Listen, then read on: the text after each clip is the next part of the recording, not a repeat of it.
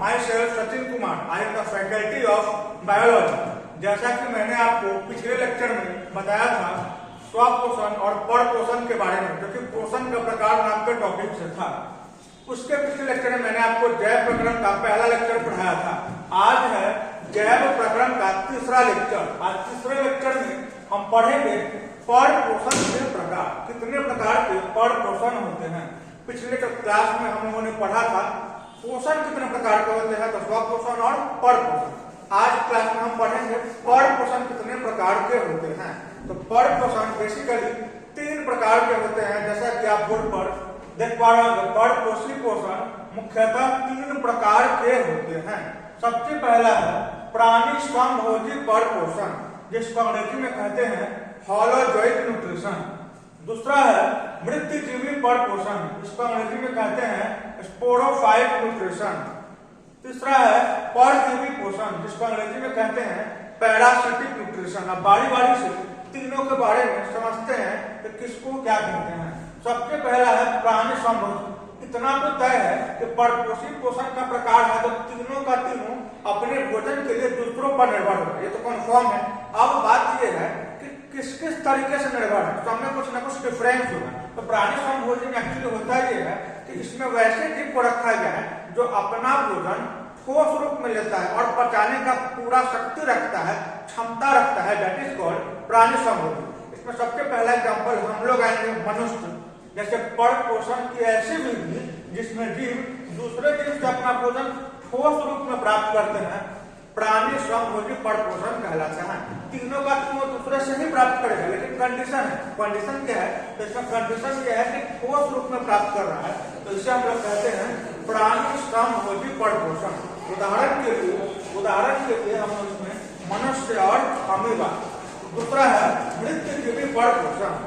नाम से ही पता चल रहा है मृत्यजीवी मतलब मरा हुआ का बातचीत हो रहा है, यानी भोजन तो करेगा, दूसरे से लेगा, ये भी ठीक है, लेकिन कैसी जीव से, मरे हुए जीव। यानी परपोषण की वैसी विधि जिसमें जीव अपना भोजन मरे हुए सड़े गले पदार्थों से प्राप्त करता है। आप लोग देखते होंगे कि कभी कोई जानवर एक्सीडेंट करके मर गया, कुछ देर बाद वहां पर बैक्टीरिया अटैक कर गया, उसको नोच के बैक्टीरिया खा रहा है, मतलब क्या हुआ, बैक्टीरिया जो है उसके शरीर से अपना भोजन को क्या कर रहा है, प्राप्त कर रहा है। इसीलिए इसका नाम पड़ा मृत्यजीवी परपोषण। यानी परपोषण की ऐसी विधि जिसमें जीव अपना भोजन सड़े गले मरे हुए पदार्थों से प्राप्त करते हैं, उसे हम मृत्यजीवी परपोषण कहते हैं। ठीक है, आप लोग गोबर देखे होंगे, गोबर के ऊपर में गोबर का छत्ता देखे होंगे, जिसको मशरूम के नाम से भी जाना जाता है। दुनिया में 80% मशरूम ऐसे हैं जो कि पॉइजनस है, जिसको हम खा नहीं सकते हैं। ओनली 20% मशरूम ऐसा है जिसको हम खा सकते हैं। पहले इसका टेस्टिंग होता है मशरूम एजेंसी में, एग्रीकल्चर इंजीनियरिंग के डिपार्टमेंट में, फिर इसको बताया जाता है कि खाने के लायक है कि नहीं। तो आप लोग गोबर के ऊपर में गोबर का छत्ता देते होंगे, तो क्या है, फंगाई है, कवक। सारे गलत पदार्थों में अपना निर्माण है, दैट इज कॉल्ड कवक। अंग्रेजी में इसको फंगी बोलते हैं। प्राणी समभोजी पोषण को मैंने समझा दिया, जिसमें ठोस रूप में प्राप्त करते थे। दूसरा मैंने आपको बताया मृत्यजीवी परपोषण, जिसमें सड़े गले मरे हुए से प्राप्त करते थे। अब लास्ट है परजीवी परपोषण। ये भी परपोषण का ही प्रकार है। इसमें क्या होता है कि कोई जीव आपके शरीर के या तो अंदर रहेगा या फिर आपके शरीर के बाहर रहेगा। जैसे मान लीजिए आपके पेट में जोंक है, तो जोंक क्या कर रहा है, आपके अंदर के ऑर्गन को धीरे धीरे खा रहा है, आपके अंदर के स्टमक को, आपके अंदर के लिवर को डैमेज कर रहा है। तो जोंक को तो पोषण मिल रहा है, लेकिन बदले में क्या हो रहा है, आपका नुकसान हो रहा है। तो ये हो गया परजीवी परपोषण। जैसे कि मान लीजिए कि मच्छर आपके हाथ पे बैठा, आपके शरीर पे बैठा, तो आपके ब्लड को खींच रहा है, तो उसको तो पोषण मिल रहा है, और नुकसान किसको हो रहा है, आपको हो रहा है। माने पोषण की वैसी विधि जिसमें कोई जीव आपके शरीर के ऊपर रह के या फिर आपके शरीर के अंदर रह के भोजन को प्राप्त करता है, दैट इज कॉल्ड परजीवी परपोषण। अब नाम से ही पता चला इसमें 2 सिचुएशन है। एक सिचुएशन है कि आपके शरीर के अंदर है, और एक सिचुएशन है कि आपके शरीर के बाहर है। तो जब शरीर के अंदर रहेगा तो इसका नाम हो जाएगा अंतःपरजीवी, जब आपके शरीर के बाहर रहेगा तो इसका नाम हो जाएगा बाह्यपरजीवी। मतलब ये हुआ कि परजीवी परपोषण के भी 2 प्रकार होते हैं, अंतःपरजीवी और बाह्यपरजीवी।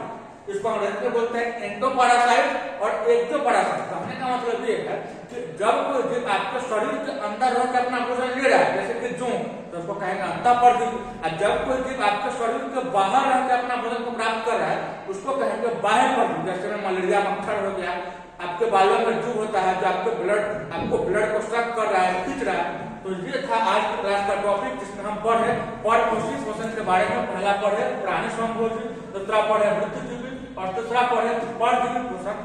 नेक्स्ट क्लास में हम पढ़ेंगे प्रकाश संश्लेषण के बारे में। आज क्लास के लिए इतना ही, धन्यवाद।